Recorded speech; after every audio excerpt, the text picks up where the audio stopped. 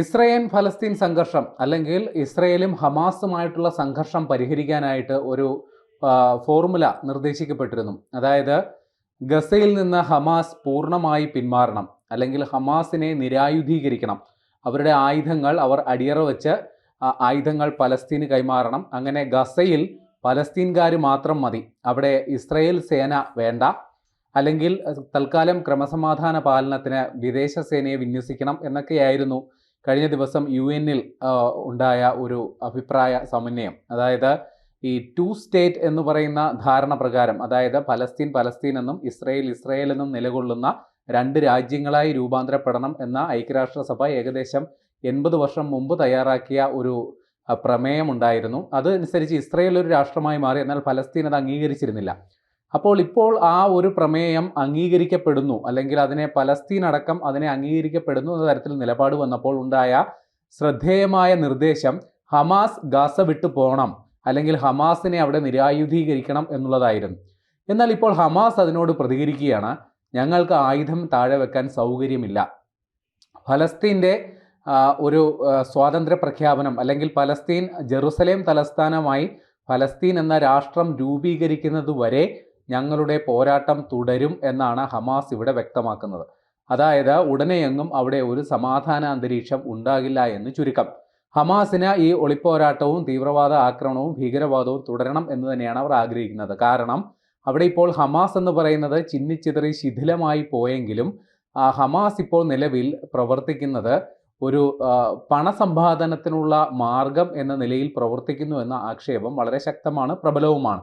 അതായത് ഈ ഇസ്രയേൽ വിരുദ്ധത തലയ്ക്ക് പിടിച്ചവർ ഹമാസിന് ധാരാളമായി പണവും ആയുധങ്ങളും നൽകുന്നുണ്ട് എന്നുള്ളത് അറിയാം. അതായത് ഇറാൻ അടക്കമുള്ള ചില മുസ്ലിം രാഷ്ട്രങ്ങൾ ഹമാസിനെ ഈ രീതിയിൽ പരിപോഷിപ്പിക്കുന്നുണ്ട്. അപ്പോൾ ഇത് ഹമാസിൻ്റെ ചില നേതാക്കൾക്ക് വലിയ രീതിയിൽ ധനസമ്പാദനത്തിനുള്ള ഒരു മാർഗമായി മാറുന്നു എന്നുള്ള ആക്ഷേപവും ഇവിടെ പ്രകടമാണ്. ഈ അവസരത്തിൽ ഒരു കാരണവശാലും ഗസ വിട്ട് ഗസയിൽ പോരാട്ടം അവസാനിപ്പിക്കില്ല എന്നൊരു നിലപാടാണ് ഹമാസ് ഇപ്പോൾ എടുത്തിരിക്കുന്നത്. അതായത് ഈ ഹമാസ് ഇസ്രയേൽ മധ്യസ്ഥ ചർച്ച ദോഹയിൽ നടക്കുന്നുണ്ട്. ഈജിപ്തിൻ്റെയും ഖത്തറിൻ്റെയും മധ്യസ്ഥതയിൽ ദോഹയിൽ ചർച്ചകൾ നേരത്തെ നടന്നു. അത് ഏറ്റവും അവസാനത്തെ ചർച്ചയും അലസിപ്പിരിഞ്ഞു. അപ്പോൾ അതിന് മുൻകൈ എടുത്തിരുന്ന അമേരിക്കയുടെ പ്രതിനിധി സ്റ്റീവ് വിറ്റ്കോഫ്, അദ്ദേഹം ഇപ്പോൾ, അതായത് നേരത്തെ UN-ൻ്റെ ഒരു നിർദ്ദേശം വന്നിരുന്നല്ലോ, അത് 2 സ്റ്റേറ്റ് എന്ന് പറയുന്ന ഒരു കൺസെപ്റ്റിൽ, ആ ഒരു ചിന്തയിൽ, ആശയത്തിൽ ഊന്നിയുള്ള ചർച്ചയായിരുന്നു. എന്നാൽ ആ ചർച്ച അമേരിക്കയും ഇസ്രയേലും ബഹിഷ്കരിച്ചിരുന്നു. അവർക്കിപ്പോൾ 2 സ്റ്റേറ്റ്സ് എന്ന് പറയുന്ന, അല്ലെങ്കിൽ ഇസ്രയേലും പലസ്തീനും എന്ന ഒരു സങ്കല്പത്തോട് അവർക്കിപ്പോൾ യോജിപ്പില്ല.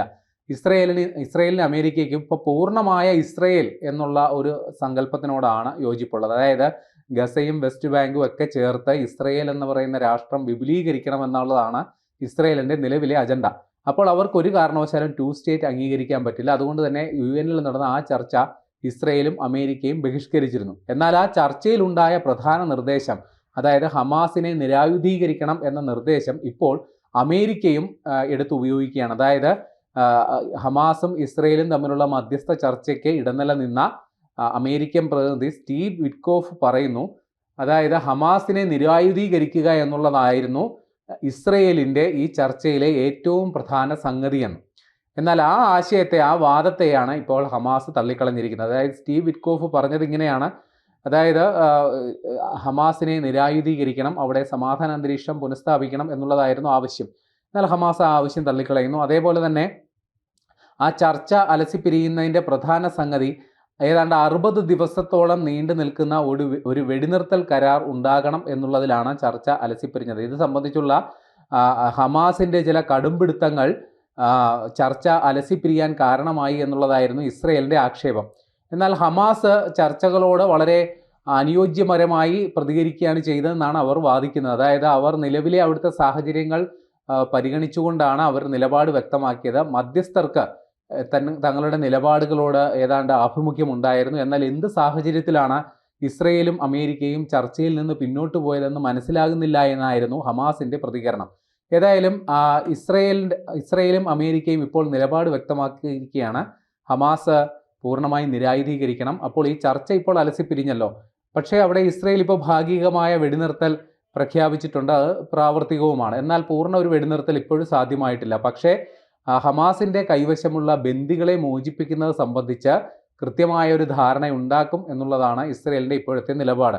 എന്നാൽ ഗസയിലെ ഇപ്പോഴത്തെ ഒരു സാഹചര്യം അതീവ രൂക്ഷമാകുന്ന ഒരു ഘട്ടത്തിലാണ് ഉള്ളത്. കാരണം അവിടെ ഈ ഭക്ഷണ വിതരണം, മരുന്ന് വിതരണം ഇതൊന്നും കാര്യക്ഷമമായി നടക്കുന്നില്ല എന്ന ആക്ഷേപം ശക്തമാണ്. ഏതാണ്ട് 1373 പേർ ഈ ഭക്ഷണ വിതരണ കൗണ്ടറുകളിൽ ക്യൂ നിൽക്കുന്നതിനിടെ കൊല്ലപ്പെട്ടിട്ടുണ്ട് എന്നുള്ളതാണ് ഐക്യരാഷ്ട്രസഭയുടെ തന്നെ കണക്ക്. അതായത് ഈ ഭക്ഷണ വിതരണ കേന്ദ്രത്തിൽ ചില ഹമാസ് അനുകൂലികൾ കടന്നുകൂടുകയും പ്രശ്നങ്ങൾ സൃഷ്ടിക്കുകയും ചെയ്യുമ്പോൾ ഇസ്രായേൽ സേന അവർക്ക് നേരെ വെടിയുതിർക്കുന്ന ഒരു സാഹചര്യമുണ്ട്. ഇത്തരത്തിൽ സ്ത്രീകളും കുട്ടികളും അടക്കമുള്ളവർ നിരവധി കൊല്ലപ്പെടുന്നു എന്നുള്ള ദുഃഖകരമായ യാഥാർത്ഥ്യമുണ്ട്.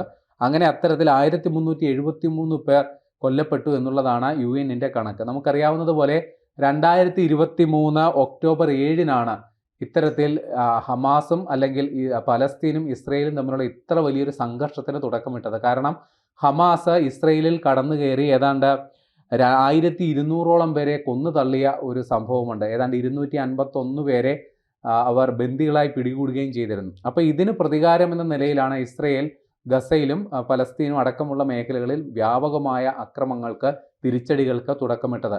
അന്നു മുതൽ ഇന്ന് വരെ ഏതാണ്ട് 60,000-ഓളം പേർ കൊല്ലപ്പെട്ടിട്ടുണ്ട് എന്നുള്ളതാണ് ഔദ്യോഗിക കണക്ക്. ഇനി അനൗദ്യോഗികമായി എത്രയുണ്ടെന്നുള്ള കാര്യത്തിലും ഇനിയും വ്യക്തത വരുത്തേണ്ടതുണ്ട്.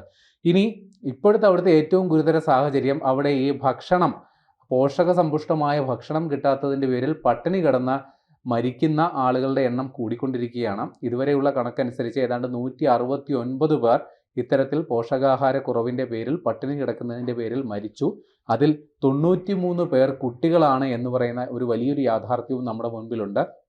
അതുകൊണ്ട് തന്നെ അവിടെ ശാശ്വതമായ സമാധാനം പുനഃസ്ഥാപിക്കപ്പെടേണ്ടത് വളരെ അത്യാവശ്യമാണ്. നേരത്തെ ഞാൻ സൂചിപ്പിച്ചല്ലോ, അതായത് UN-ൽ നടന്ന ചരിത്രപരമായ സമ്മേളനം, അതായത് ഹമാസിനെ നിരായുധീകരിക്കണം എന്ന നിലപാടിലെത്തിയവരിൽ പലസ്തീനുമുണ്ട്. പലസ്തീൻ പ്രധാനമന്ത്രിയാണ് ഇക്കാര്യം ഉന്നയിച്ചത്. ഹമാസ് അവിടെ നിന്ന് പൂർണ്ണമായി പിന്മാറണം, ആയുധങ്ങൾ പലസ്തീന് കൈമാറണം, അതേപോലെ ഇസ്രായേൽ സേനയും ഗസയിൽ നിന്ന് പിന്മാറണമെന്നുള്ളതാണ് പലസ്തീൻ പ്രധാനമന്ത്രി അവിടെ ആവശ്യമുന്നയിച്ചത്.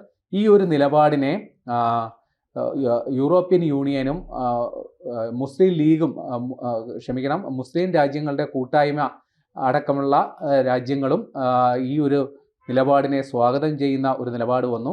പലസ്തീൻ എന്ന് പറയുന്ന രാഷ്ട്രത്തെ അംഗീകരിക്കുന്ന നിലപാട് നിലവിൽ ഫ്രാൻസും കാനഡയും പലസ്തീൻ എന്ന് പറയുന്ന രാഷ്ട്രത്തെ അംഗീകരിച്ചു കൊണ്ടുള്ള ഒരു നിലപാടിലേക്ക് പോകുന്നു.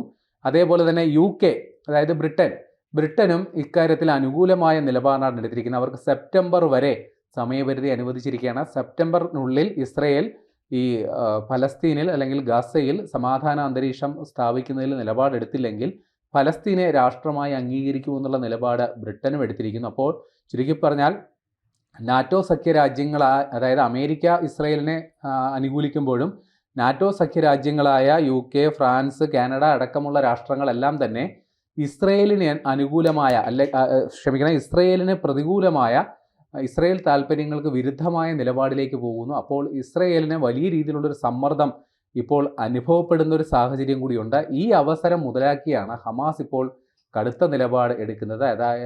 അതായത് അവർ ഒരു കാരണവശാലും ആയുധം വെച്ച് കീഴടങ്ങാൻ താല്പര്യമില്ല. അവർ യുദ്ധം തുടരും, പോരാട്ടം തുടരും എന്ന് പറയുന്നു. അതുകൊണ്ട് തന്നെ ഗസയുടെ കാര്യത്തിൽ ഒരു ശാശ്വത സമാധാനം ഉടനെ എങ്ങാനും ഉണ്ടാകുമോ എന്നുള്ള കാത്തിരിപ്പ് തുടരാനാണ് സാധ്യത.